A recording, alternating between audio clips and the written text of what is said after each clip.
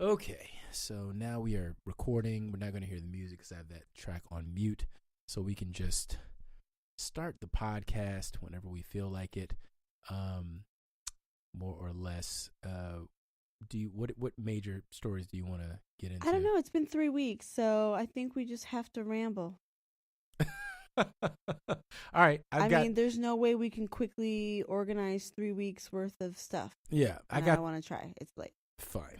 Well, I've got a couple of things that we can sort of obviously the government shut down. Dip into. People are still racist. People are Christmas. People are still racist. New Year. All of those things. Another kid died in detention. I didn't. Oh, I guess I did kind of hear about that. It's 2 in less than a month. It's 2. Secretary of whoever resigning. All Kwanzaa, Habari Gani. Hey. So lots of stuff.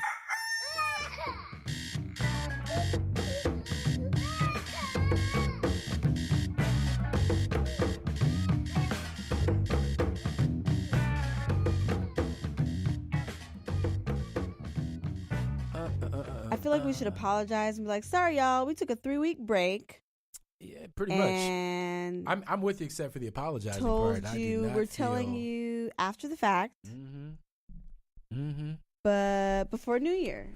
I don't know if that softens it at all, but we did come back before New Year. I think that's what I meant. Yeah, we're here. So sorry, it just Shannon. had to happen. Yeah, we need. This time of the year is busy. I certainly needed a break.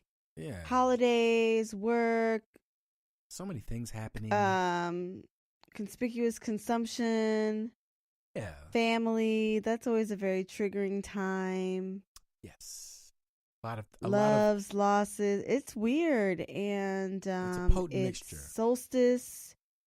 It's time where our bodies still, after all these thousands of years, still want to naturally retreat and go within. But somehow we've turned up the lights and said, let's travel and see each other and go to parties and be loud and talk to people we don't fucking know and wait in line for 30 minutes for a drink and fight our fellow man. It's basically for plastic the shit. Opposite of what this time naturally, spiritually, I think is supposed to be. Well, yes. If we're speaking from the old-fashioned values of humanity, kindness, charity, introspection, yes, 100%. But if we are going by the new standard, the new spirituality, the new standard for humanity. I which did that. Is the me. I got my all shit. The shit you can get. I basically worked this mow year, down your fellow man. And I treated myself. And I don't give a fuck about you as long as I get mine. Oh no, I didn't fuck anybody over, but I definitely hit that got what's mine. Yeah. So there's two warring spiritualities. So all that being said, we definitely had to step away from just blathering. That's what it felt like to me. I didn't want to blather for a little while. But tonight I'm ready. I'm not saying I have anything better to say, more intelligent or insightful or woke, but I'm here for the talk. Yeah. Let's just change our name to The Talk. Oh, is that already existing? That is 1,000%. Is that the 4 ladies? A trademark. Okay, so we are like The Talk with kids. Yeah. Okay, woke so talk. The woke talk. Yeah, I mean, that whole word. The name of the show is the name of the show. We're woke with kids, but I've always felt like there's been a bit of a tongue in cheek. Oh God, I would hope so. Of the wokeness to the show, of course. Particularly. I mean, if nothing else, I'm making fun of the fact that I used to be a very spoken word hotep. On the moderate side of hotep, but hotep kind of cat, and used to thought I knew a lot of things. But the funny thing about getting older and almost being 42 is that now it's very clear to me that I don't know shit about anything, and more often than not, I'm just sort of left agape, my mouth sort of slackened as I'm watching whatever's happening because I have no answers. I really don't know nothing. I stood up all night putting together this wagon, this red wagon for my son. Okay, this Amish wagon. We're jumping right in. Okay. Yeah, this Amish wagon that my father had bought and I put together. And I don't know. Did the kids like it? Did he not like it? I don't know. We'll get into that. That's later. But it got stolen the first night it was out, and it was, we let our guard down or whatever. Somebody wandered by in the middle of the night and walked off with a red wagon, and it wasn't a big deal except for the fact that it's $100-some wagon and my dad bought it, so I'm pissed about that. And I was pissed about the fact that I actually did put it together with my own hands, and I was up late and whatever. And the joy on my children's faces, and you want to think you live in a world or whatever. But you want to know what pissed me off the most, which really got under my fucking skin, and it was not my child's fault. It was just my sheer rage at the world. Was my son, my eldest Langston, came in and said, Ellison says that we're going to find the bad guys and they're going to apologize for walking off with the wagon. And you know what? It made me so fucking angry. I couldn't even respond to my child as they was sitting there, as he was looking at me and waiting for me to have some reaction, anything. Papa, what do you feel? What is your reaction to this? I had no reaction because I felt like if only the world could be as good as my fucking kids are, as good as you are, as wonderful, as unblemished a soul you are, you innocent, loving children. I love you so much. Of course, Ellison, I want you to think that and believe that people are capable of recognizing when they're shitty, horrible human beings. But you know what? That person who stole that fucking wagon is probably on crack or fentanyl or whatever the fuck. And they saw that wagon and it was shining and they were like, I can fit a bunch of shit on that wagon and nobody wants it. I want it. It's 4:00 in the morning. I need it. I see a reason and a purpose in my life. And at that moment they wanted it and the universe provided it to them. And that is what it is. And I spent my whole day wrestling with that shit. Just sort of like my little world, how it was a big deal. But like in the grand scheme of things, it don't mean shit. You know what I mean? Like it really doesn't mean anything. And like it was all just on principle that I was so angry. Anyway, Merry Christmas, y'all. Merry Christmas. Woo. All right, that's our show. Good night. Don't have any rant left in me. That was so intense. Before we've even said hello, welcome to Woke with Kids. Gosh. My name's Melissa. I'm Yaze.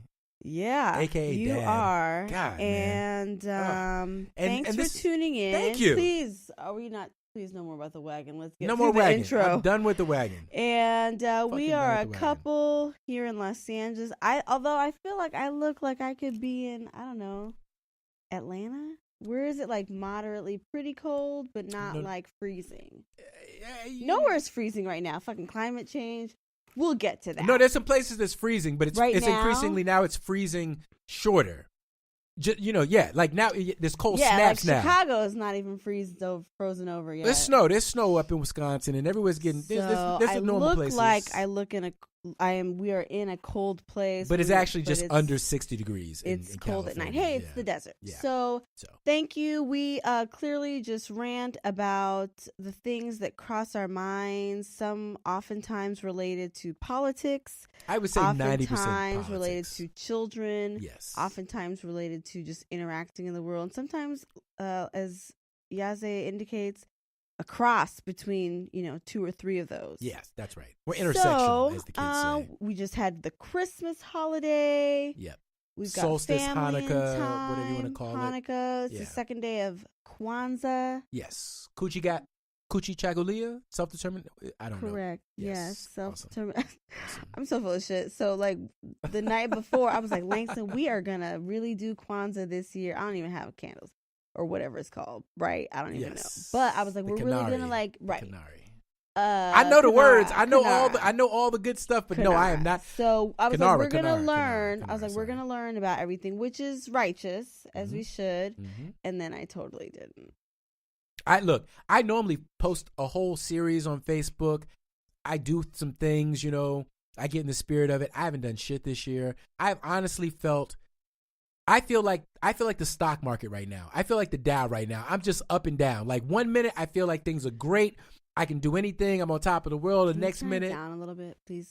In my the next minute, I'm just tumbling. You know what I mean? I don't know what's going on. And so I feel like Kanye West. Maybe I'm going through a bipolar phase of my life or something. But I just can't seem to stick to a single thought right now.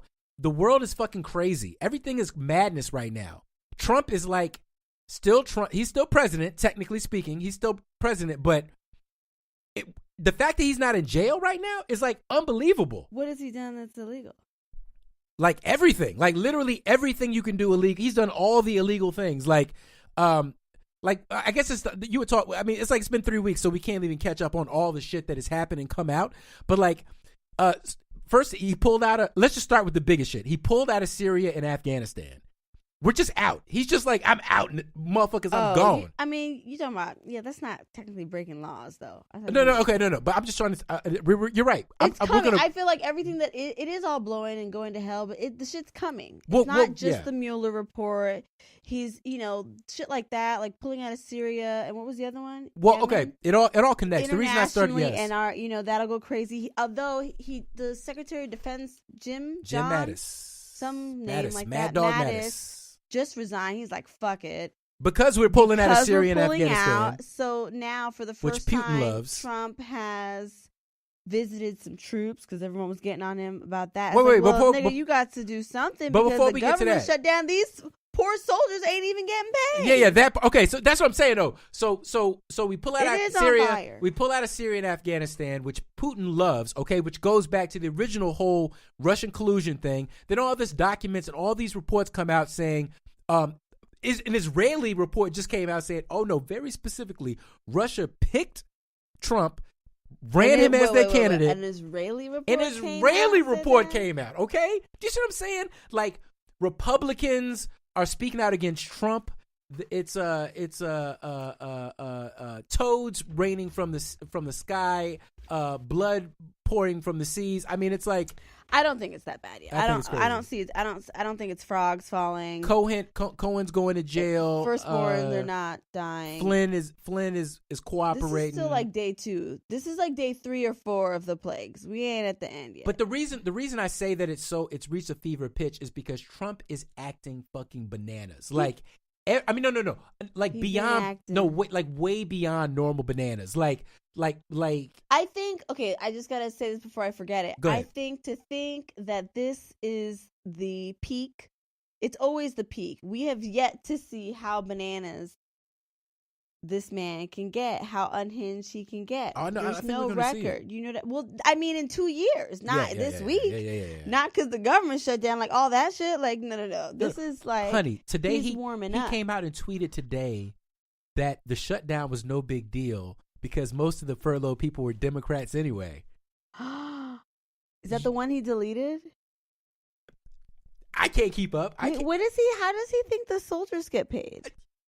How does he think all of the staff and like the clerks and the people that run everything or let's talk about the troops. Let's talk about the troops for a minute. Not just how it affects how does he think that the troops feel? That's what I mean. When their commanders, when they've been told repeatedly for months, for years in fact, that their presence in this place has been critical to safeguarding the national interest and stability of the region. Actually, we just gonna come out. And then literally Trump just on a whim on the toilet tweets. I mean, because we know it's a whim because no one else, none of his diplomats, none of his commanders, everybody is like, say what? It's basically the same as the quote unquote Muslim ban. How they didn't inform any staff at the airport or national security. There was no protocol. There was no procedure. There was no training. There was no news announcement. You know what I'm saying? Yeah. Obama would have been like, look, UN, this is what we got to do right now. Lindsey Graham said that Trump pulling out was the most Obama-like decision of his presidency. Which I want to go on record as saying incorrect, because Trump always listened to the advice of his military commanders. You mean Obama? Oh, sorry. Obama always listened to the advice of his military commanders, whereas Trump and is his just putting national security advisors, yes. Susan Rice. That's why they was talking shit. Trump is sticking his thumb in the wind and going, Putin, what do you want? I just watched all the clips where in the White House, this motherfucker tried to actually have a press conference when he never knows what the fuck he's talking about, and he got Schumer and Pelosi. And now, let's go back to that. Okay. To that? Side note. There's a movie out called Vice about the former Vice President Dick Cheney, played by his, Batman. like machinations. Yeah. Machinations. So every press conference where I see Vice President Pence I'm like, I'll go see that movie because this is like during my adult lifetime. All he does is sit there. He never speaks. He's just like quiet, taking in the scene with the gangster lead. I'm worried about Mike Pence, y'all. No. Trump is a blathering idiot all the time, and Pence is just sitting there like, Pence is look, that's the one. Thank you. Pull it up. Pence Put it up on the screen for the people. Pence is listen, audio fans, people, friends, y'all know what I'm talking about. And this is when Trump also said, I would be happy to shut it down. He said, let's shut this bitch down. That may or may not be a direct quote. And Schumer's laughing. He's like, okay, you're the one that said... He said he'd be proud exactly. to own the shutdown. And then Pelosi tried to say something that made sense using the English language. And Trump again was, talking over himself. And finally, as if it was some sort of resolution, was like, fine. I will take the blame. Yeah, motherfucker, you should take the blame. He was like, well, I can get them in the House to vote for it in seconds. I know, we're way behind, guys. But like the absurdity of seeing it. I think that was another reason why I didn't want to do the podcast. I was like, I can't talk about this shit. I need to create some distance between my feelings and this motherfucker and how it's affecting my life. Look, I mean... Fine. Okay, I'll take it on. It's farcical. It's because farcical. You're already not getting paid, asshole. Donate money then. Okay, if he wants to make a point, you have enough money to pay the military at least. Like, make a show. It's so half-assed. Go for it, motherfucker. Make me believe. No. The worminess, the lack of He's any just sort full of shit. The lack of any sort of congealed human spine or whatever, because during the meeting, he says, "I'll own the shutdown. I got this." And I'm like, "Oh, that's impressive. Okay, he's President Trump. He trumping, right?" And then as soon as it goes down, he's like, "Oh, that's the Democrat shutdown." But then, what really showed how he's a bitch ass? Not even just that. The bitch assness was revealed when this motherfucker said, "Oh, I'm here at the White House by myself. I'm lonely. Poor me." Poor me. No, literally, y'all. Me. He literally said, "Poor me." How old is this dude? 60-something? 68? President? No, he's 893 President years, Trump years old. said, "Poor me." This clip was too good for that. No, I don't understand. I don't understand what's going on. Yeah. Okay. I don't know what else to say. So we don't know when the shutdown's going to end. It's going to drag into next week. It pisses me off especially because my mom is a retired federal worker. I'm from Newport News, Virginia. There's a lot of federal workers where I'm from, a lot of people that work in the federal government.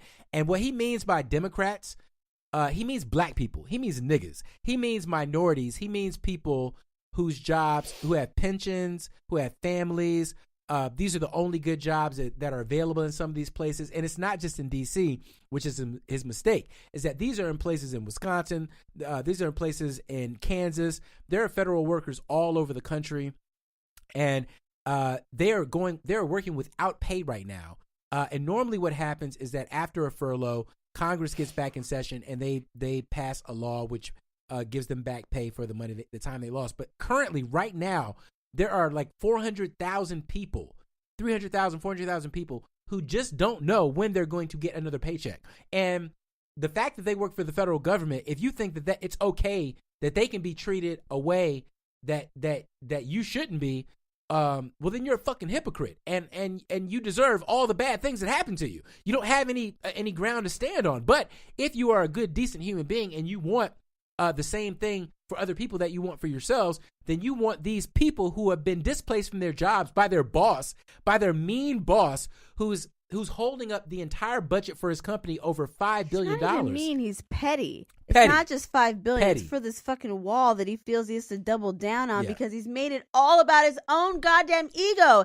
It makes me want to vomit. Yeah. You could take that $5 billion and get clean water to Flint, Michigan. You could take some of that $5 billion and figure out Medicare shit so all these old motherfuckers, white and black and every other fucking color, can get their medication. It's sad. You know what I'm saying? So it's not even just like vague $5 billion and he's mean. No, this is some petty ego-driven, narcissistic bullshit that is fucking over people's lives. And if these people continue to vote for this dude or vote for governors and senators and House of Representatives who let this guy run the country like this, like, I think it's because I think it's because he's a real estate guy. I think it's because he's a real estate guy and he's so obsessed with the idea of building something, of something being erected in his name. That's what he knows how to do. That's what he knows how to do. And I think that he feels a ticking clock against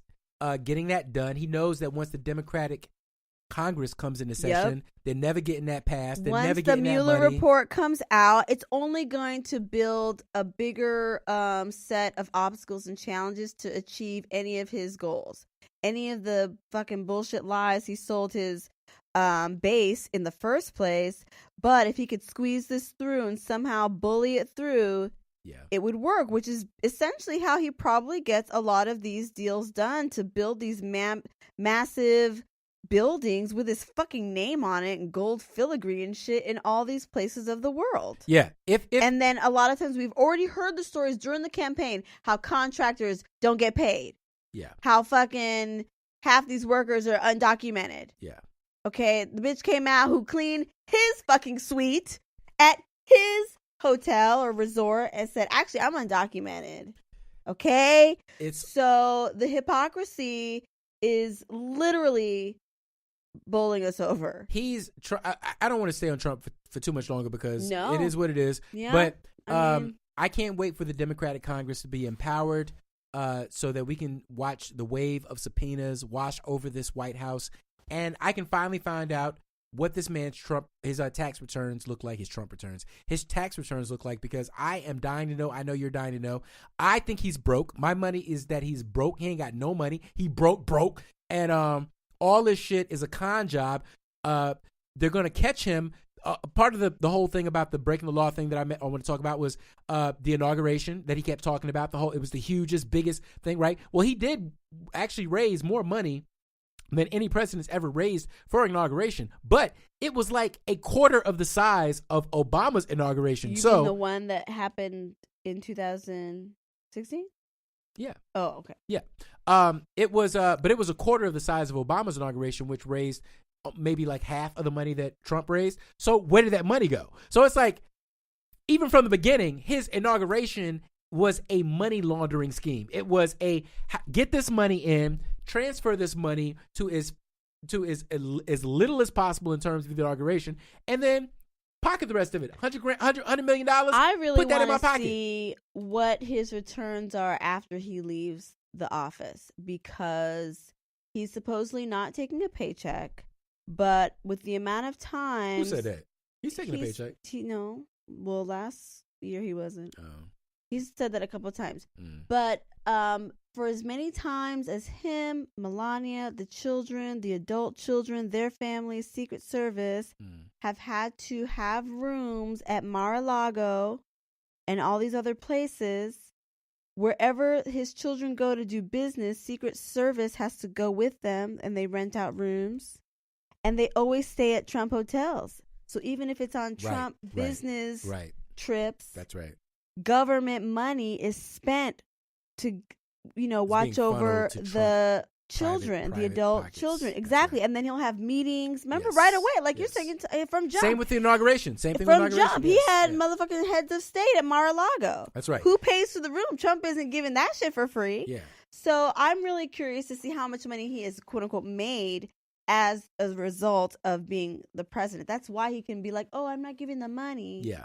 You know what I'm saying? And even the tax returns from now will show what he had going in. Yes. But I think we won't really see the true nature of how much he stole or manipulated to achieve or to gain until after.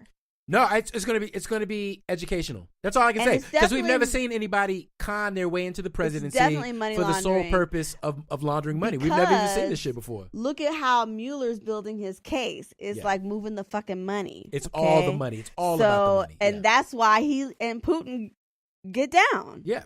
I can't wait. And the Saudi do too. I literally can't wait. Okay. Seriously, Trump is trumping. Yeah. But something's happening, y'all. So let's shift to that, because I think it's happening for everybody. That's my like solstice word that I got. I went to the beach, had a bonfire, we burned things, the moon was out, and it really is about burn messages, y'all. Pieces of paper with messages on it, just in case y'all are burn things. That's very broad. Oh, okay. Yeah, I mean, you know what I'm saying? Sure. Are they supposed to like burn one in the air? Smoke weed? Oh yeah. I guess that would be the more positive interpretation. Oh, what was the? I'm confused. I don't know. What else burnt offerings. It could get weird. Like a goat? Yeah, it could get weird. You know what I'm saying? I am Jamaican, but yeah, I mean, you know what I'm saying. There's a lot of things you can burn. There's that's a lot of things for dinner. That's when you do that. That's for dinner. Anywho, we wouldn't burn it. We'd eat it.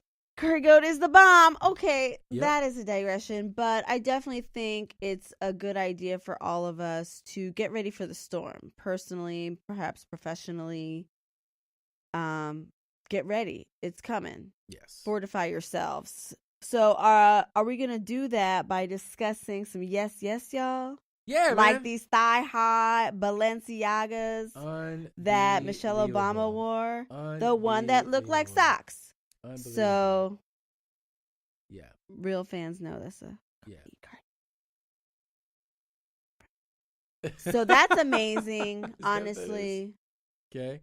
Yeah, I mean, I'm still every time I see it, I'm like in shock. I'm like, wow, she really wore those, but they look amazing. I was like, oh, I'm speechless. So they look like superhero boots. Is what they look like. Yes, I think maybe she's a superhero. When she's definitely a superhero. Yeah, and who is that? She's with Carrie Fisher. Is she with Carrie? Carrie Fisher died.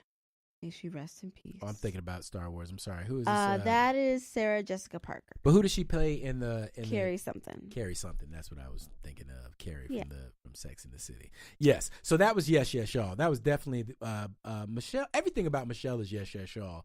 The only thing Michelle could do wrong in my book is run for president, because she's just above it. I think she needs to be elected queen or something. Like, she needs to be empress for life, or a justice on the Supreme Court, something that can't be questioned or like maligned or criticized or something. I'm sorry, I got one more Trump thing. Oh, I know. Jesus. I know, it was important. It's normally my fault. Normally it's my fault. I know. No, it's my fault. So first of all, in case you guys hadn't actually okay, I got two. Shit. Okay, no, I skipped that one. The main one is this is a real thing. Drug back into the Trumpness. No, this is a real thing. Do you want to plug my phone in or to look it up? There is a GoFundMe where people are donating money so that Trump can fund the wall. Oh yeah, I heard about this. Like millions of dollars. Can we see where it's at? Well, when I looked, it was over 16 million. The guy has to give it back. Is what the last that I heard was that this thing did not go through. Did it even get to $1 billion? The goal was $1 billion. Yeah, I mean, so it met its there's goal. no way. No, it reached 17 million. It reached 17 million. Oh, that's cute. Okay, all right. So if we're gonna do and this is old. This is not even like the most recent, but. A GoFundMe account was set up by an Air Force veteran to fund President Trump's U.S.-Mexico border wall. It topped 17 million, but it remains unclear how the U.S. government would get the money. The campaign entitled "We the People Will Fund the Wall" launched last Sunday with a goal of $1 billion. In a statement on the page, Brian Colfage assured contributors that the fundraiser was not a scam and that he had contacted the Trump administration about how to deliver the money. Part. I just called and said, "Hey guys, it's me, Brian, and we got the money, so let's do this." Hey, and look, I'm not even clowning, because Colfage, he got a Purple Heart. He's a triple amputee. God bless him. I'm sure that, you know what I'm saying, he's a great-hearted. Honestly, this is the only way I could tolerate a wall. No, fuck that. We're not building no stupid ass wall. But the fact that there are people out there that believe so desperately that all of the problems of this country really boil down to that's crazy. Immigrants being let over the border. Y'all, that's what y'all really think? And that this wall is really going to magically solve the problems, like fentanyl. Fentanyl's over. The day that the last brick, what's the wall gonna do about fentanyl? Is welded, we're good. Right. What's the wall gonna do about infrastructure? What's the wall gonna do about infrastructure? What's the wall gonna do about water and Flint? What's going to do about healthcare? What's it going to do about water in Flint, Michigan? What's it going to do with soldiers, PTSD, veterans, funding veterans affairs? Come think of that. About speaking of Trump again. If you're somebody going back in that, sorry, now we're bringing all these troops back home. I've always talked about this because I'm from a military family and I grew up in a military state and city. You bring all these veterans home, they are going to need services. They're going to need help. A lot of them, if they're smart, they're going to get their GI Bill on. This is going to be a lot of money and a lot of infrastructure that I don't think President Trump is really understanding is going about to be happening. This is what these people's jobs have been. Has been killing Afghanis and killing Yemenis and shit. And now they're coming home, and these people are not going to be straight. When you come home from war, your head is not correct. You are fucked up in the game. You need time. You need help. You need so much help. All of it. That is truly, if we're going to send people to fight, we should help them truly process and transition, if they want to, back into mainstream society, but at least process and transition back into regular society so that they can be with their families. Yeah. Or just be. And I can't look. And I know our economy is supposed to be so amazing right now. It's supposed to be so fucking orgasmic, like a constant 1,000, like, just Korean massage all day long. But check it out, y'all. Check it out. Last time I was checked, y'all motherfuckers still broke. Everybody broke. Everybody I know broke, in debt, broke. The stock market is seesawing like a goddamn is nodding off like a goddamn heroin junkie. I mean, like, and I don't want to do it anytime or I will shut if I don't get my will. None of us have said. You want to know something? You said it. You want to put that on my head? I'll take it. Okay, good. You know what I'll say? Yes. He's so dumb. I know. Such a bad. One way or the other, whether it's through you, through military, through anything you want to call, I will shut down the government. Okay, absolutely. And I am proud, and I'll tell you what, I am proud to shut down the government for border security, Chuck, because the people of this country don't want criminals and people that have lots of problems and drugs. And drugs. Don't forget the drugs they got. Really, motherfucker, we got the drugs. So remember who shut down this is. Just remember who shut down this is. But I mean, just the idea that Trump, who bragged over and over again about how he was so good for the stock market and so good for the economy, and he was just can fix it. Just print his presence just was printing money. Just his existence printed money. He's criticizing the Fed now. I've never in my lifetime heard a president criticizing the Fed chair like this. Is this some new shit? To blow it all up at once. So everybody's wrong but him. In the chaos, we won't see such a brittle spirit. That's where I'm at. What are we gonna miss by really focusing on what's funny? All the things. Speaking of yes, y'all. Happening every which way. What's funny, speaking of yes, y'all, is that in the midst of all this clusterfuck, they did actually pass a pretty decent, kind of good start down payment layaway on a crime reform bill. That's true. But that's how you know the motherfucker's stupid. Because crazy. Instead of just shutting the fuck up and taking good things happen, credit and trying to build something, some goodwill. Nope. This motherfucker had to go off on all this other shit. Nope. So now nobody even knows, and we certainly won't connect any of it to Trump himself. Yeah. So speaking of which, the people did pass a crime bill. So that was great. It is what a Looney Tune. It's called the First Step Act, which is probably a good way of describing it. So President Donald Trump in Congress, they passed it. He was in favor of it, which is like a broke clock being once, twice a day. It takes modest steps to reform the criminal justice systems and ease very punitive prison sentences at the federal level. It only affects the federal system, which has about 181,000 imprisoned peoples, but holds a small but significant fraction of the U.S. jail and prison population, which is 2.1 million currently. So what it does is it makes retroactive the reforms enacted by the Fair Sentencing Act of 2010. Shout out to Obama, which reduced the disparity between crack and powder cocaine sentences at the federal level. This could affect nearly 2,600 federal inmates. according to the good. Marshall That's dope. Project. That's dope. That's real people's lives. The bill would take several steps to ease mandatory minimum sentences under federal law. It would expand the safety valve that judges can use to avoid handing down mandatory sentences. It would ease a 3 strikes rule so that people with 3 or more convictions, including for drug offenses, automatically get 25 years of instead of life, among other changes. Fuck that. 25 years instead of life is a goddamn good change, okay?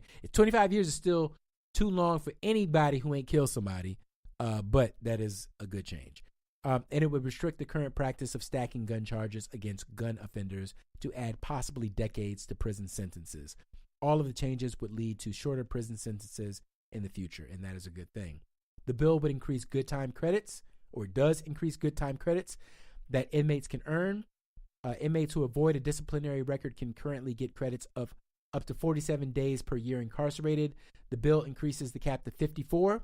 That's an extra week, in case you're doing your math, allowing well-behaved inmates to cut their prison sentence by an additional week for each year they're incarcerated. The change applies retroactively, which could allow some prisoners, as many as 4,000, to qualify for release the day that the bill goes into effect. That's holy shit. 4,000 people is a lot of goddamn people. That is a good thing. The bill would allow inmates to get earned time credits by participating in more vocational and rehabilitative programs. These credits would allow them to be released early to halfway houses or home confinement. Not only could this mitigate prison overcrowding, but the hope is that the education programs will reduce the likelihood that an inmate will commit another crime once released. Word. All of that is yes. All of that is yes, y'all, because black people are affected disproportionately by sentencing laws, and overall in general, we imprison more people than anyone else on the planet, and it's just fucking crazy. So any sanity is good, even if Trump is signing the bill with all his other blank pieces of paper on his desk to make him seem like a very important big man. Shit, did you read about how he went to visit some troops and took some photos and revealed the top secret location of some super covert Navy SEAL? Sorry. Part of the reason I'm here is that I know how to take a joke. You'll take from your mama, you'll even take the limbs off of a tree. But I'm gonna kick your ass for messing with me. Oh, man. It's just, I don't understand how it even gets that far. No one says, sir, we shouldn't take photos because the GPS is going to reveal the location of this top. I mean, I would think that some of that shit would take like months to get in. Like, I don't. The thing is, okay, sorry. This is why we try to have to force ourselves to when you're cut chief off, of staff, when you're chief of staff, when you force your chief of staff, and when you fire your chief of staff 2 months early, or whatever the fuck. Oh my god! I don't know. When all the adults leave, that you don't know when to use the potty, and you have these problems. You have these problems. Okay. Can we not talk about Trump anymore? We done? Yes. with him? No. Sorry. That was 3 weeks worth of Trump, y'all. God damn. Okay. It's not my fault. Trump was trumping for 3 weeks. Trump was trumping. And then He didn't stop. He didn't stop. We stopped, but he didn't. So sorry about that. Y'all had probably like come to a peaceful place with it, and we just possibly riled you up again. We had to scratch. But now let's throw it into the metaphorical fire. Burn that shit. I have released it. I'm done.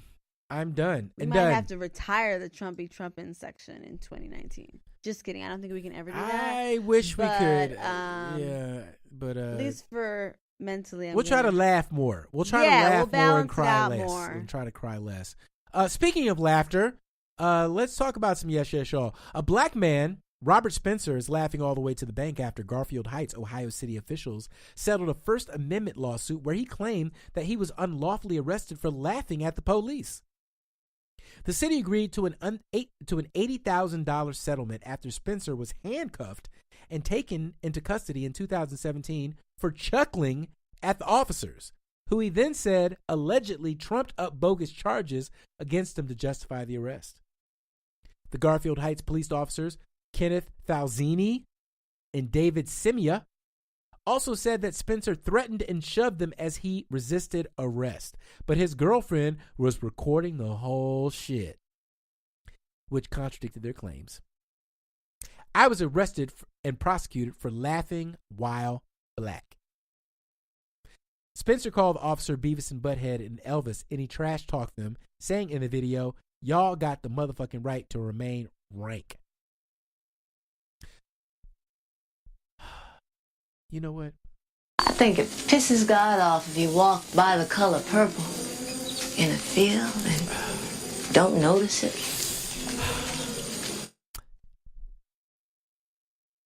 That makes me so happy. Yeah, I'm glad he got some money. It's just like if you're easily bothered by insults and people like being provocative and like Part of the reason I'm here and basically always like make you be like, damn, what the fuck's going on? They trying to get me, like all that like bad. You shouldn't be a policeman. Like that's basically what I'm saying. You shouldn't be a Like, policeman. You're too sensitive. Your spirit is too brittle. If you were like, fuck that, I'm fucking mad. I mean, your spirit is too brittle. I'm sure for this there's job. a way we can use your aggression. That's right.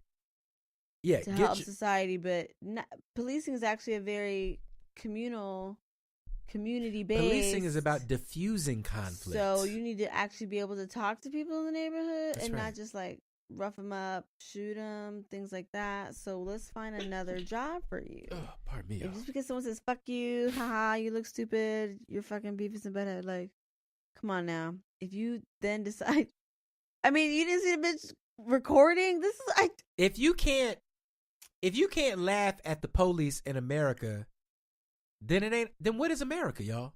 What the fuck are we talking about? How is it not a police state if you can't laugh at the police? If you can't laugh at the police, then it's a police state. And thank God that this man's First Amendment right was upheld, that he could laugh at the goddamn police, that he could call them names. He could say they're pigs if he wants to. He could say you're a pig if you want to. You can say fuck the police in America because all our boys over in Afghanistan and Yemen and Iraq and all these places that are being pulled home right now are fighting for our right to be able to say fuck the police. That's all they fighting for. They fight. God, That's it. I wish that so many more people had gotten the right to just say that and survive. It's fucked up.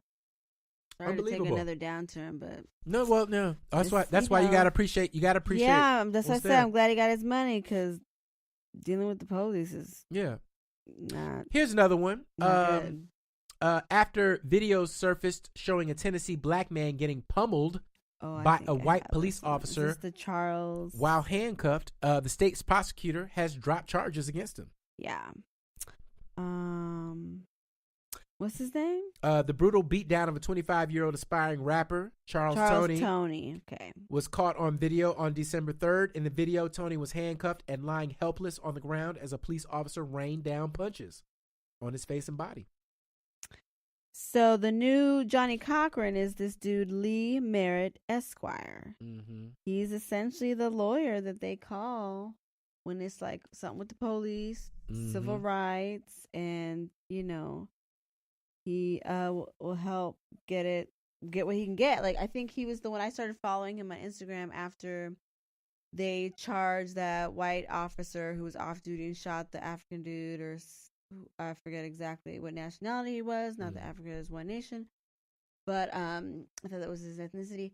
And he got the charge of murder, second-degree murder.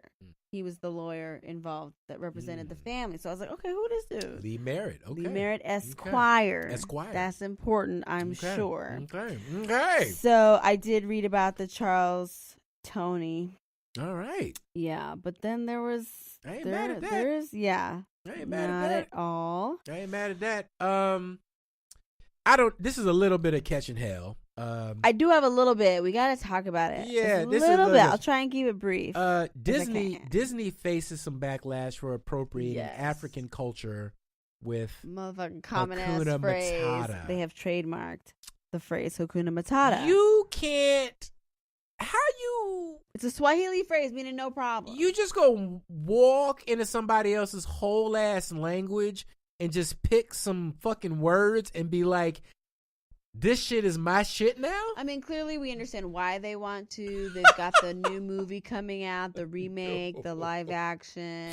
They popularized the phrase outside of the countries and language that use it. Yeah. So all true. Anyone who understands business can see why they would try, but the fact that this is being upheld, all true, but and is just okay, talking about is tone somehow deaf. okay is some bullshit. Talking about this is tone deaf. the continuation of just colonialism. I mean, This is Jesus all Lord. for this is all, of course, for the live action remake of The Lion King, which is I feel about like to that's come the irony out. because it's like an African. I mean, it's like for. Sorry. I mean, How you like, gonna, like- no. I mean, like we how you joke gonna, about, take from like we Africa joke to, about like, make cultural money? appropriation. We joke about. I mean, like we joke, we stretch, and we throw that rope around a lot of things where it don't all the way 100% fit. But goddamn, yo, when you trademark some shit in another motherfucking language. Well, that's Hats off like Disney. when they were Hats trying off to Disney. Just trademark amazing. That's just Dia de los Muertos. woo. And Latin American countries shut that shit down. It's like for real, you just gonna trademark a whole ass holiday. Shut that, yeah, just a whole shut ass it holiday. down. Yeah. So I wish that. I mean, while you driving, man, Disney is. We can't go on this tangent, but while you driving, Disney is American mythology. It is American religion. Disney owns everything now. Yeah, that It's everything. specifically, It's not everything. just the imagination of Walt Disney, who I believe was racist, who wasn't at that time. Yeah, And exactly. Of course he was. but also now that they own also the MCU, the Marvel Cinematic Universe, like it's all the myths, all the everything. big, huge storytelling behemoths that we have in American culture right now, crazy. putting it out all over the world. It's crazy. I mean, that is their mythos, so it makes sense to me. You know what I mean? When you look at it that way, they're like, let's get all the motherfuckers who make up some fantastical shit Mm-hmm. and take people out of their heads and their bodies and entertain them and get their money. Yeah, man. And yeah, it's just scary how many billions that company is worth. Wow. Okay, so on a little bit of catch and hail, Go for it. Talk about it. Centoya Brown. Let's just talk about her real quick. Okay. So this young woman was sex trafficked Mm, at a young age. I believe approximately starting around the age of 15. that's no good. And she shot and killed her pimp. Oh yeah. I do. I remember. And the story she now. has been in prison for prison for several years. And it has come up considering, the fact that it was sex trafficking, and she did it to save herself, that, she should be let out on time served or let's appeal, et cetera, et cetera. Yeah. And at this point, we were calling and hoping that Governor Bill Haslam would grant clemency to Centoya Brown. As the governor outgoing, he has this authority. Obama used it. I think these governors do it all the time. Yeah. As an executive, you can pardon. So That's there were right. many places people said email, call, et cetera, and they have been working on bringing her story to light for years. This is just because we're finding out on social media, that pretty much means at least 5 years of work has been done by activists in the Right. real world. Right. So this motherfucker, Not Kim Kardashian, by the way. Not Kim Kardashian. right? Even that was other another great activists. example. The only reason that she was able to pick that name is because, again, of the at least 5 years of work that had been done in building up the appeal for that woman's case. Yeah. Governor Bill Haslam decided to grant clemency to 11 people, but Centoya Brown was not one of them. Like, this motherfucker deliberately did not. He was a Republican, though, huh? Deliberately did not. Tennessee Republican So, governor. Gotta be. I be. don't know what's gonna happen with that. Well, I'll tell you how I feel about it. I don't feel good about it, and you know what? I think he deserves a. Yes, they deserve to die. I hope they burn in hell. Well, on that note, this motherfucking this referee at a wrestling match forced this young black boy who was about to compete. Oh, I heard about this shit. Oh, I'm to triggered. cut his dreadlock. I'm triggered. Don't watch the video. I'm triggered already. I can't watch the video. I can't not. What's Oh my crazy, God. I mean, thankfully he's been, Oh my God. the ref has been banned from officiating, although the parents, the child, I mean, he's like 16. The child decided to do it, but it was a pressure situation saying do it or you can't compete. And what was really sad, not just that it happened, but, all his teammates were like supporting it, like trying to congratulate him. And I get that too, but I wish the coach, somebody had been like, "No, motherfucker, that's not right. He shouldn't have to do that." And like and then what I read further was that the ref was late to like weigh in and check in. So at a time when we could discuss, hey, dude, before this shit even goes down, like your hair is kind of da da da da da da da, and then all the adults in the room can have a talk when there isn't a clock ticking, and leave it up to the child. It's not like you can get to this level of the competition and never had them see your hair before. So clearly it's the ref. But again, what kind of authority this motherfucker got to just say, I don't like that. Then, of course, somebody, God bless the internet, showed another young man at the meet who was Caucasian and just had wild Jewy curly hair. And it looked wild as fuck. Wilder than this dude. So it's like, what are we really talking about here, people? We know We know what it is. We know what it is, yo. So like that's the part that pisses me off is when they hide behind the very narrowest of columns to say, oh, it's not racist. It's just the rules. The rules say this. Right. That was the irony, and that was why whoever did it also showed the photo of another participant to show that this whole idea of unruly or unkept the narrow hair application is of a standard, completely biased, racially biased. So that was sad. Don't watch the video if you don't want to be triggered. Yes, they deserve to die. I hope they burn in hell. Put in that situation to begin with. I read a statement from the parents. They were like, we're not happy about it, but basically we still support the school and the wrestling team. They better than me. And way better than me too. And it really is up to him how he sleeps at night. Like I said, he chose to do it. I think the parents would support him either way. And since it's already done, what are the parents going to say to the child so that he don't feel like, you know what I'm saying? I don't know. Again, it's not my child, not me, but it's a very difficult situation to witness. And as the parent of a black boy, I would have intervened, me personally. I still can't even wrap my mind around it. If I sent my son home with a head of hair, with hair that did not come home with him because of a goddamn wrestling match? Well, but also you see other ones with little girls. But I've also seen little girls not even at a wrestling match, just in class.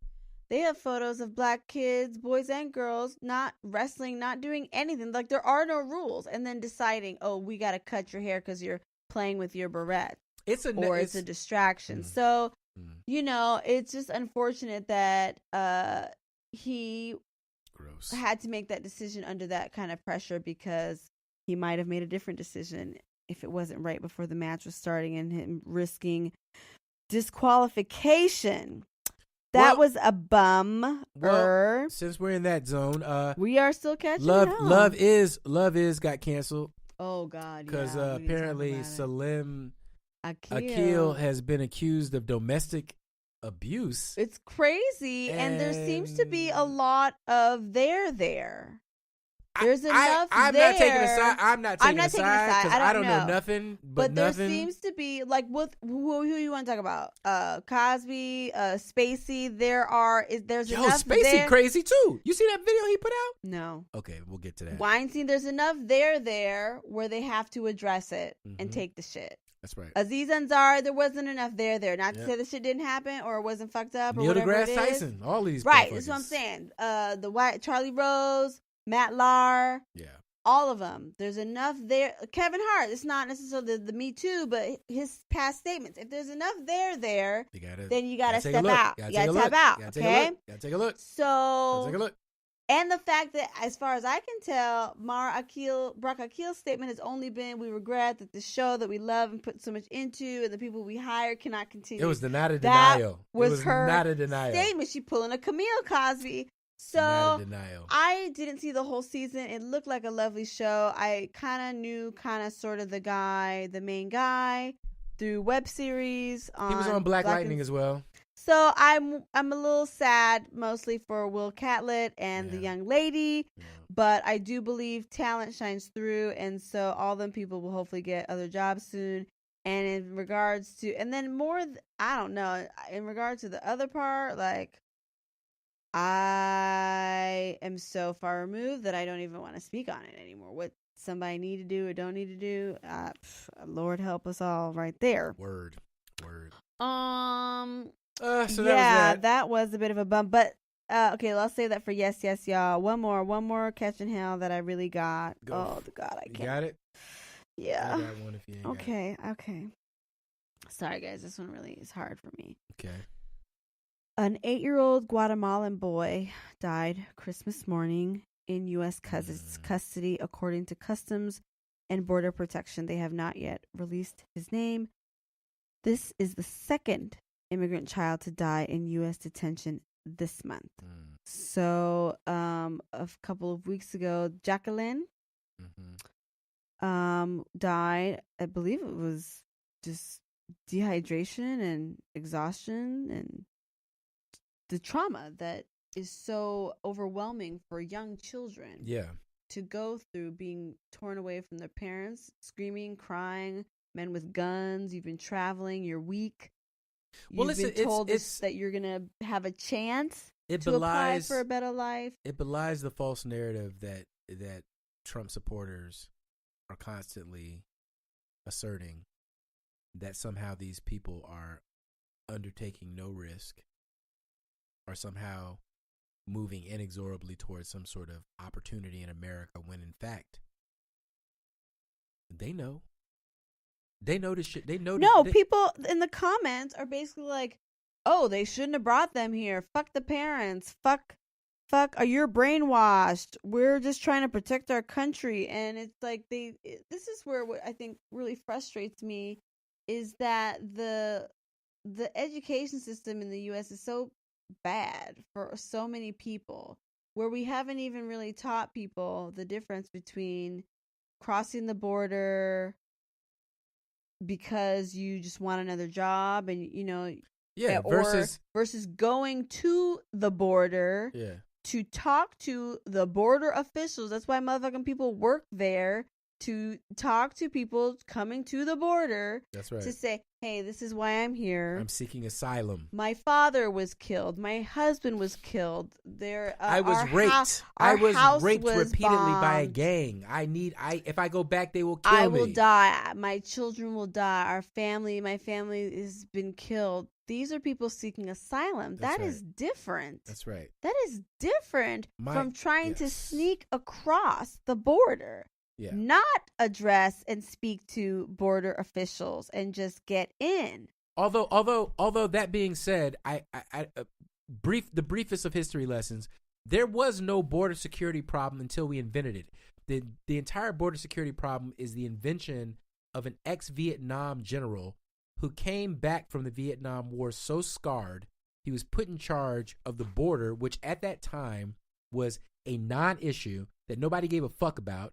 Every year, Mexican migrant workers came across the border to work in California and other states, and they made their money, and they went back home to their families in Mexico and took their money back home to their families. And then when we created the border and we created the economic cost for them to return, go and come back, that's when they started going, you know what? It ain't even worth it to go back to Mexico. We might as well stay up in this bitch and become Americans. And that's like, great. Welcome to America. But you know what, That's because y'all wanted it that way. It wasn't because Mexicans wanted to become Americans. It was because we created the border and said, you can't come back and forth. Yeah. Anyways, it's all of that. That's another part of history that I didn't know. We just don't know shit, but we love to talk shit. Mm-hmm. And my heart breaks for these mothers, fathers, families, particularly, during this time when we're just out here gallivanting with our families. Balling.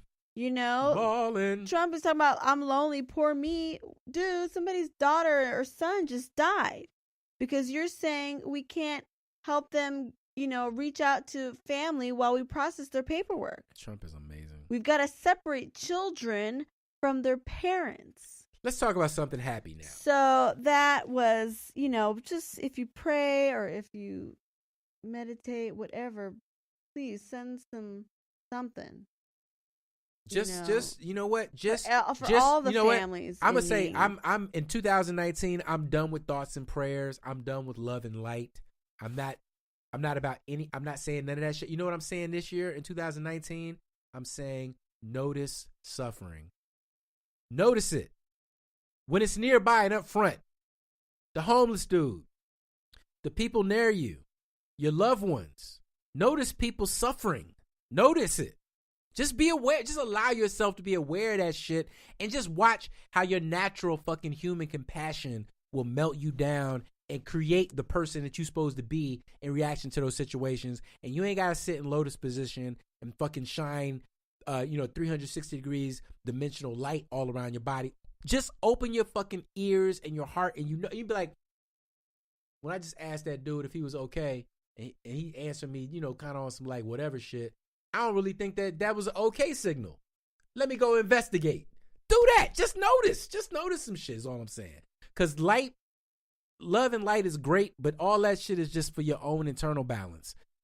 Thoughts and prayers just make you more aligned. Like, praying doesn't change the universe. Praying changes you and your relationship to the universe. But if you want to change some shit, you got to notice it. And you got to speak.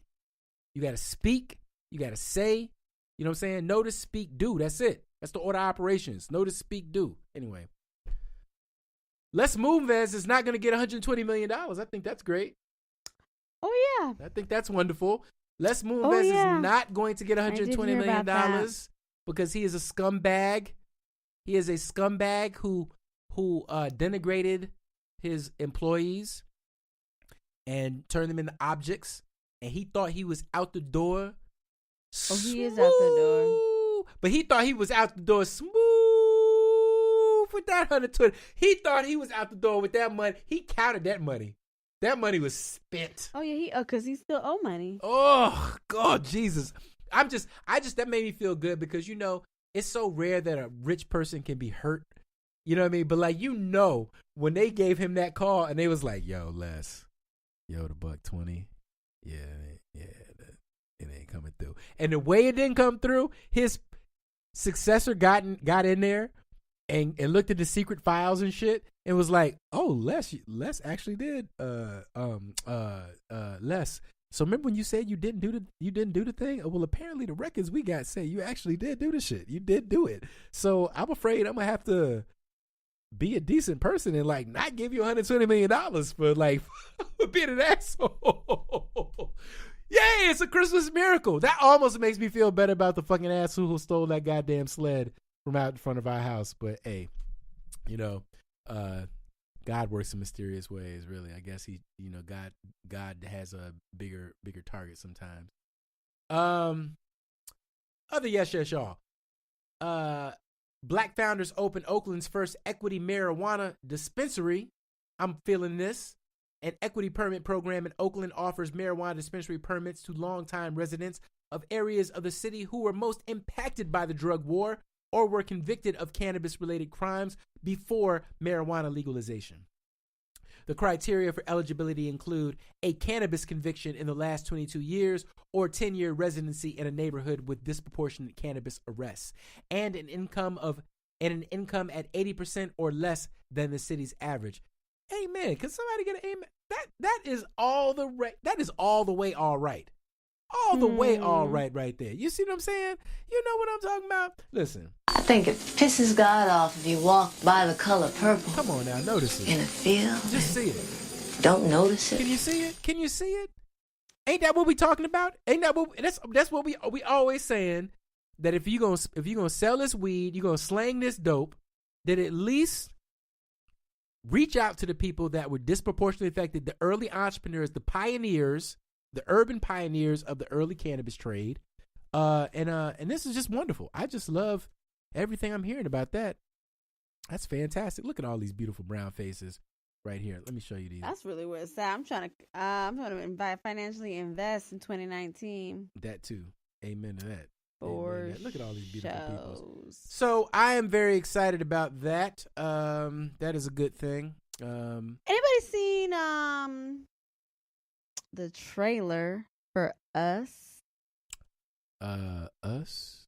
Oh you my talking god! You talking Jordan Peele? Yeah. Oh, yes. I'm like, yes. niggas, who are you? No, for a minute I thought you about This Is Us, and I was like, I don't That's know. not Did they what have I trailer? said. I know. I just misheard you. That's why I was translating Us. Yes, I have seen the trailer for it, and that shit looks terrifying. I don't know what is going on. I love the Hold up, memes that show people making fun of the fact that we're all trying to figure out what we're doing, and that Jordan Peele's probably laughing his ass off.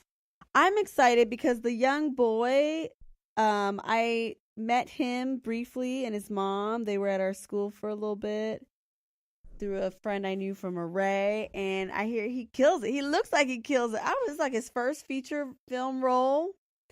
Moved out here from Atlanta, Florida, somewhere. So I'm like, whoa. And it's M'Baku and Nakia.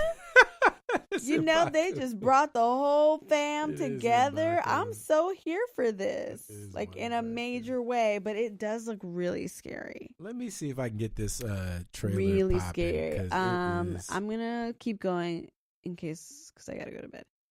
Okay, this isn't quite a yes, y'all, but remember how I was going off on that movie, The Green Book? Oh, never mind. I won't do it then. Yeah, Mahershala had to come back and apologize to the family, talking about, I didn't even realize there was actual family, close family that was still alive that I could have consulted with. They were like, look, this motherfucker was not friends with our father or our brother, uncle, whoever the living relatives. Like, they were not super close.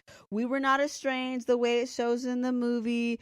The father, okay, so basically the driver, the white dude, had told these stories to his son.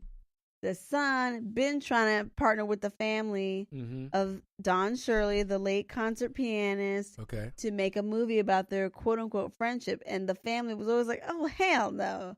Like, because may he rest in peace, Don Shirley ain't alive, to be like, I don't know that nigga, or whatever his story was.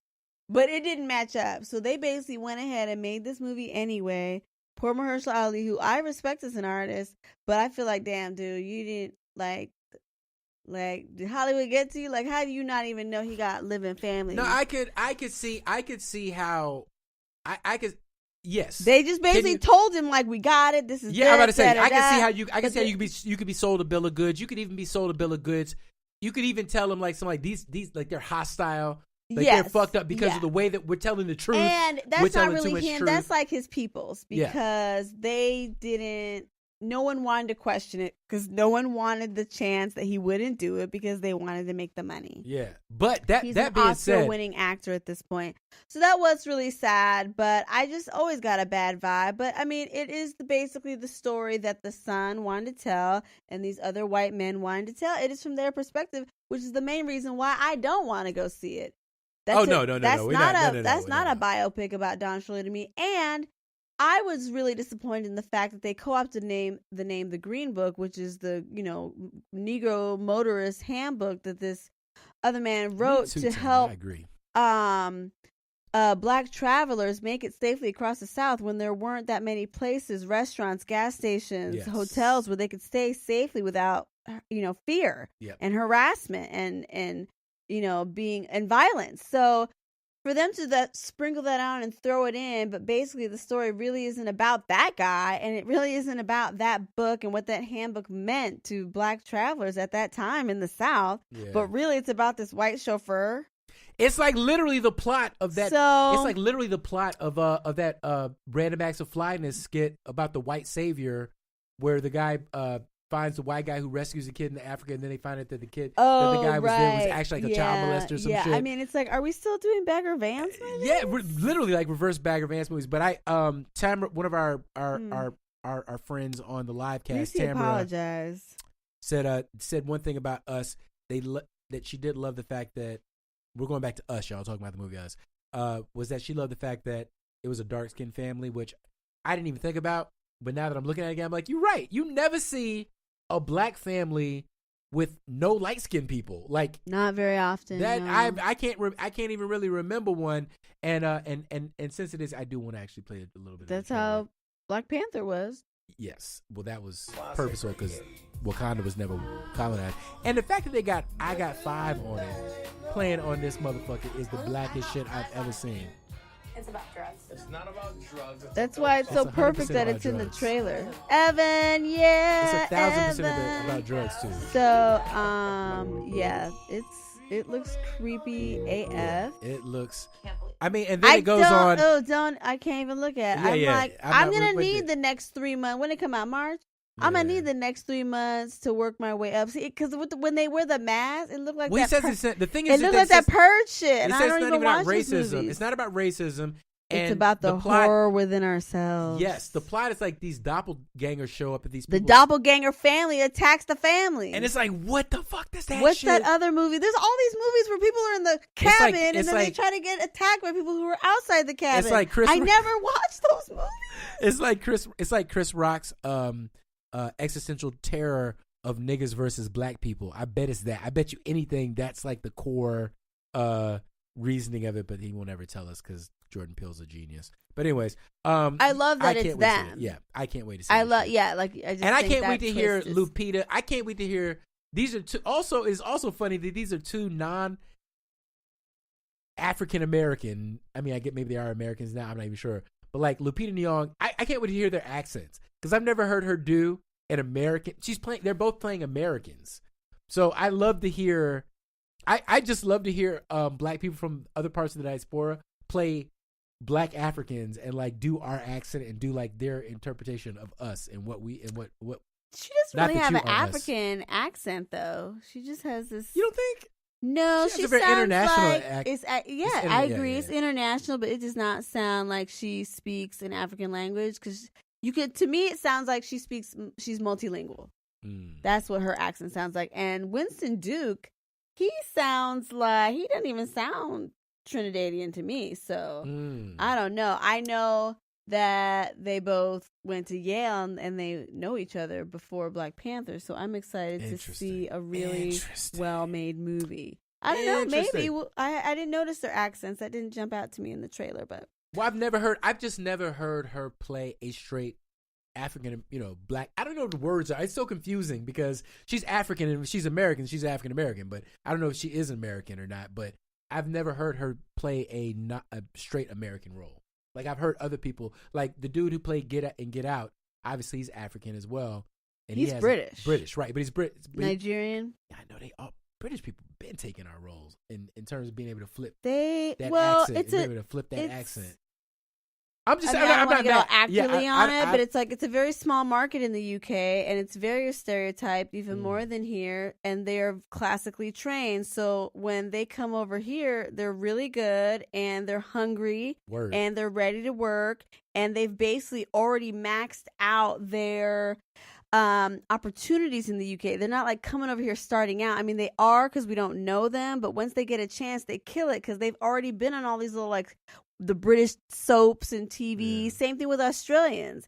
It's not like they're coming over here just out of school usually. Yeah, and and for the record, I'm not on the side of like whoever that guy who was like against black, the British taking our role. I'm not.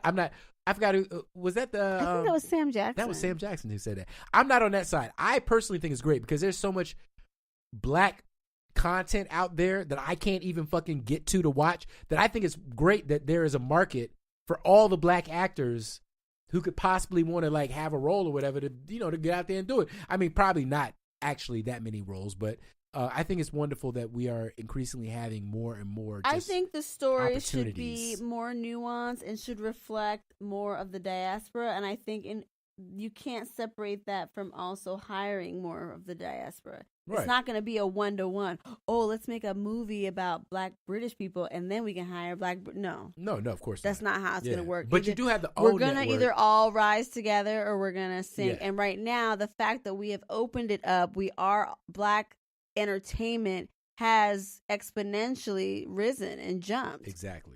That's why you got people like Gina Rodriguez, like, well, black women making too much money. You're like, bitch, like, we just started making money. We just touched the money. We just literally smelled the money. The Colombian chick on Modern Family is still like highest pay. So what we really talking about? Real talk. But there really aren't that many people making that much money. But there are a lot of British people, Australian actors, British actors, male, female, of all colors, working all the time. It's not just black British. It's just we notice that because we're always nitpicking shit. But the white British actors, trust, about 5 of the shows you love. The white ones, some of them white people, British. Oh, I believe all the white people is British 100%. Or Australian. 100%. Okay, I was watching something and I saw them in real life, or I heard their voice and I said, "What?" What are you talking about? If I could speak another language, if I could speak Chinese or some other language, I would be making money in another language. But in 2019, I'm really here for the Crazy Rich Asian Part 2. Yes. I'm here for which tanked in China, by the way. Well, they did not like it in China. They did not feel that shit at all. Interesting. I thought that was very interesting. Well, I mean, I don't know. I don't know much about the market, but I know that it was filmed in Singapore, and what is Singapore and Chinese relations? I mean, it's supposed to be good. I don't, you know what I'm saying? It's idea. That's the whole like geopolitical thing. I don't know. Yeah, no idea. I don't think anything can just be apples to apples. So we can't expect the Black Panther to do, for other ethnicities. Although Black Panther did fantastic in China. It was a fucking Marvel movie. Yeah. And Chinese people, I probably love Black people on movie. You know what I'm saying? Like it's a different... Chinese people racist as hell, but they did like Black Panther. It's a different thing. You know what I'm saying? It's like now we're trying to mass market literally biracial or multi-ethnic Asian culture. We ate it up because we don't know shit. I didn't fucking know shit. I didn't know what Singapore looked like or Macau. I didn't know anything. I didn't know the jokes. I didn't know the thing. I was wildly entertained by the whole thing. It was new. It was a whole new world. It was a bridge. They don't need a bridge. They're like, what the fuck is this? Possibly. True. So I'm here for more of it. Let's get more. Let's explore more. I think that's really where entertainment can go, because if you look into politics or your education system to teach you about the world, you're gonna miss it. Speaking of the world, I got one more question and we can get out of here, honey. Unless you got some more stuff. No, I don't think so. One more question. I gotta work tomorrow. Who is the king of R&B? We need to know, honey. We need to fucking get to the bottom of this. Okay, who is it between? I don't even remember. It's between Jaquis and everyone else. Right. Jaquis and everybody. That was a weird one. What is wrong with these little niggas? What is wrong with these little... All y'all... And listen, I know this is a huge shift in tone, but all y'all young people, if y'all in college, y'all listen to this podcast, man, y'all got to just quit it with this shit, okay? With this king shit. There is... The king of R&B is Beyonce, okay? Period. End of story. And until she decides not to be... That's all there is. And I think it's funny that we want to end on that, because I feel like we can bring it back to Kwanzaa and the 7 principles in Nguzo Saba. Yes. So we've already had Umoja, which is for unity, maintaining unity in the family, community, nation, and race. Kujichagulia, self-determination, to define ourselves, name ourselves, create for ourselves, and speak for ourselves. But it's after midnight here in LA, so now we're upon Ujima, a collective work and responsibility. Build and maintain our community together and make our brothers and sisters' problems our problems, and to solve them together. That's like what you were saying. I think personally you can have light and love, thoughts and prayers, and notice suffering and do something about it. But I think also it's like, stop centering yourself. Jaquis or whoever. I mean, insert anyone's name here. You know what I'm saying? Like, really, this is why I think he decided to have this holiday and advocate for it to be between this time, between Christmas, when you bring the family together, but there can easily be a tendency for excess. And before we go into the new year, it's like, maybe take a little time. It's like, think about what this shit really means. Like, how does that look in your real life? Maybe it's not saying I'm the best of this, I'm the best of that, where it has to then resort to, no, you ain't. It's done. This just like seems like bullshit, like petty bullshit. Yep. Like, and with the principles of Kwanzaa upon us, and for the remainder of the week, Ujama, cooperative economics, in case y'all don't know, Nia, which means purpose, Kuumba, which means creativity, and ending on Imani, which means faith. Faith. Like, my favorite. Trump will still be trumping, but let's try to leave some of the pettiness in 2018. Let's leave it, or rather, better yet, let's leave it all to Trump. That's right. Let's let Trump be the pettiest, and let's claim our blessings in 2019. That's what I was going to say. I want you to notice the suffering, but in addition to that, in the spirit of yes and, like you said, love and light and all that stuff, I also want you to notice the good shit. Notice the good shit, because as we all know, it pisses God off. I think it pisses God off if you walk by the color purple. It does. In a field and don't notice it. God damn it. Don't do that no more, okay? 2019, we noticing all the purple, okay? All of it. Yeah, guys. All the purple. Okay, guys, thank you so much for listening. It's been we will a fantastic. probably not be back until it is 2019. Oh, yeah, most def. So we will see you in the new year for thank certain. you, guys. This Inshallah. has been a crazy ass year, Yes. but somehow you stayed here with us. We stayed here with you. Thank you. Yep. Hope you are finding your blessings, calling, visualizing, claiming Clean. your blessings. I refuse to Hallelujah. say secure the BAG. Securing the bag. Securing the bag. Secure the bag, y'all. Got to do it. Yes, man. 2019. Get your spirit as right as your money, because if the stock market is telling us anything, this shit is up and down when it comes to money and it comes to like financial prosperity. I think one follows the other. You got to get your spirit right for any good things to follow. Yeah. Really though. Yeah, man. It's Love yourselves. Take that. 2019, Take that y'all. into It could be what we make it. Okay. So and also just one last thing. Never ending. In 2019, we are been 3 definitely weeks, y'all. speaking It's of been 3 securing the weeks. bag. I'm definitely gonna sell some shit. We're gonna get at least a fucking donation button on the website. Oh All right? yeah, I want some Cash App. We We cash need some we money. Cash I want apping. some money. I want some money. We Cash Apping. We going full 2019. ass capitalists on your asses. But you know what? in I 2019. think. Well, we'll talk about it. But I think we should like Cash App, sell shit, and Yeah. donate. Word. Like seriously, donate. Find Yep. a new organization. Like Yeah. build some money to give it away. Kind I'm of with like that. Humans of New York. Like clearly not on that scale, but like that motherfucker be helping people. Got to start somewhere. That motherfucker be Gotta start giving somewhere. people money. 2019, we So- helping somebody, even if it's us first.